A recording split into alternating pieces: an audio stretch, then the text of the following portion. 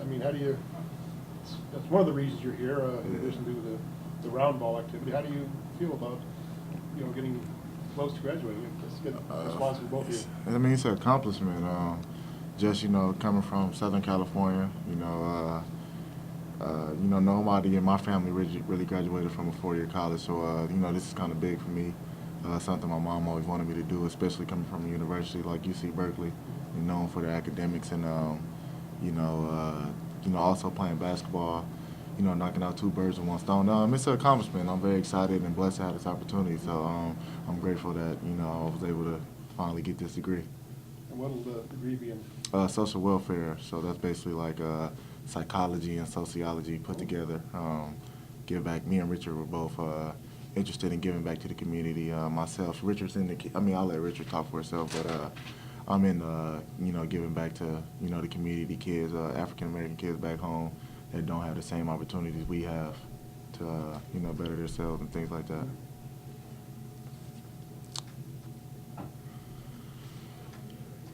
Richard, what will your degree be in? Same thing, social welfare.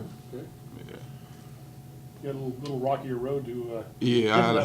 What does it mean that you're close to it? If you stay on course, you'll get the degree? It's a big accomplishment for me, especially with all the setbacks that I had, putting in all the extra work and all the extra time, so I mean, it's an accomplishment to still be able to graduate in 4 years after all those setbacks. And I know my family, my mother went to, I think, Northridge, and my dad was at Michigan, but I mean, UC Berkeley, I'll be the second one of my family to graduate from here, and my sister will graduate from here. So, I mean, it's a huge accomplishment, and it means more than that. It's bigger than basketball, you know what I mean? So it's like, it's a huge accomplishment to me, and it means a lot to my family. Justin, after the game, I watched the end of the replay of the end of the game, and it showed you guys all being mobbed by everybody. You talked about how you couldn't breathe for a minute there, but then later it looked like you were getting your picture taken by everybody, signing autographs. What was the whole experience like, just to soak that in? Like, I was joking about Richard because Richard talked about it that day. He said he had a feeling when he woke up that we was going to win, and then he already knew or whatever. I was like, all right, if I win, when they rush the court, I'm going to just run off the floor before everybody already get there. And it was funny because that's what Richard did. But, yeah, it was a great feeling. Just like I said, the win, I mean, it was tremendous, and the timing of the win was big. After us losing 3 straight, we knew we needed to make a turnaround sometime soon. So it was right on time. It's giving us momentum in the second part of Pac-12. But that day was tremendous, and hopefully we can have another one of those crowds like we did the other day. We can have one of those crowds against Wednesday against Stanford. So I mean, I can't even put it into words what that felt like, but I wouldn't mind it happening again. So granted that Richard might be smarter than you for running off the court. Yeah, but he came back. He came back to celebrate because I seen pictures with him but going. as the guy who makes the game-winning shot, you sort of have an obligation to stick around and let people pat you on the back. Right. Yeah, it was like I said, it was a great opportunity. I'm very humbled to have it, have it happen to myself and happen to make the shot. But it was a great feeling. Like I said, I've never seen so much gold out there, and the seats filled all the way to the top, the rafters and everything, and how loud it was in there was ridiculous. But like I said, it was a great feeling. Rich, you held on to that ball like a child holding on to his blanket or his teddy bear for a good long while. Yeah.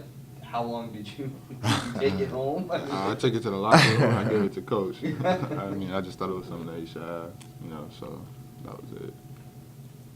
Richie, have you watched the replay of the final play? Yeah, I watched it a few times. What did you think of your screen that you set? I love the screen. The screen helped it all out. It got him a little bit open, and then my man switched on him. Is that a screen you're going to get away with most of the time? I don't know. Honestly, I thought they was gonna call a moving screen, or I thought they was gonna call something. But it was a little bit of a moving screen. Just a little bit. It was a little jump in there, but I mean, he got away with it. Thing at the end of the game they're probably not going to call. Yeah, probably. Just because it's at the end of the game, you'd hate to that be the final call, at the end of the game. But and in the heat of the moment, you're not, I presume, trying to set a moving screen. Exactly. You're trying to set a screen that's just so much jitters. Happens, right? Exactly. But no, I like the screen. I think the screen got him open, and then he knocked the shot down. It did. A little bit. Richard gets the assist for the night. Richard did that. But still, it was a fairly contested shot, though, wasn't it? Well, yeah. You were I under mean, a little bit of pressure. It mean, wasn't like the Oregon game right. a year ago where you had pretty much an open look, right? I mean, yeah, it was contested, but at the end of the day, those are sometimes easier shots to make when you know you have to shoot it. You have to shoot it. There's no consequence. You made or missed. The worst that can happen. We weren't going to lose. We're going to go into overtime. And then previous situations in high school, I've knocked down shots like that with Rich and against Oregon. So, I mean, my confidence it's been high for a while now. So in those moments, I always, you know, like I've told you before, I always wanted the ball in my hands. And, again, I was just blessed and fortunate that the ball was able to go down for me. You had no intention of passing off in that situation, right? You were No. going to make something happen. Yeah. You got to shoot that. Yeah. He has to shoot that ball. And how do you, either one of you guys, how do you build on it? I mean, that's one of the comments that your coach made after the game, and I hope we can build on this. How do you do that? I mean, it starts Wednesday, you know, take it one game at a time, you know. We beat the #1 team, and it's good, but it's on to the next opponent, you know, and that's Stanford. And, you know, this league is really good across the board. So, I mean, we can't really dwell on our win against Arizona, but we got to move on to the next one. And then, you know, just focus and do what we can to win that game, and then just keep it going from there on out. Justin, you talk about, it sounds like Ricky's going to play some tomorrow. What will he provide you guys?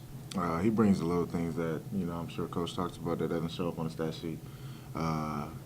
His attitude is, you know, like I said, he's Jorge-like, and he fights for everything. He's very aggressive, physical, you know, does the little things, and he's going to help us a lot. He does a lot of the dirty work that we need. He sets great screens.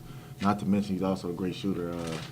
It always gets overshadowed, I think, just because of the talent we have this year with Jabari and a lot of the freshmen and Richard's production this year. And so, you know, sometimes he doesn't get the opportunity maybe that he deserves, but he brings a lot of things that we need. He's our glue guy, basically, that we need. So He's a little bit different than anybody else. Yeah, exactly. And he brings those things that makes a team a team. And I think without Ricky, we'll need Ricky going forward to be those contenders down in the NCAA tournament, Pac-12 tournament down the road. It's minutes that somebody else isn't going to get, but will it work out fine? I think so. I mean, it gives us more depth. You know, Coach always talks about we're a better team when we play 9, 10 guys. When we play 5 or 6, he feels like we get a little tired. You know, when we get tired, we're not as good. Obviously, we slip in little areas, but I think Ricky will help us also with depth. And like I said, he's a great scorer. So I mean, I think we'll be fine with Ricky, and I think we won't lose an inch on, you know, our momentum or chemistry.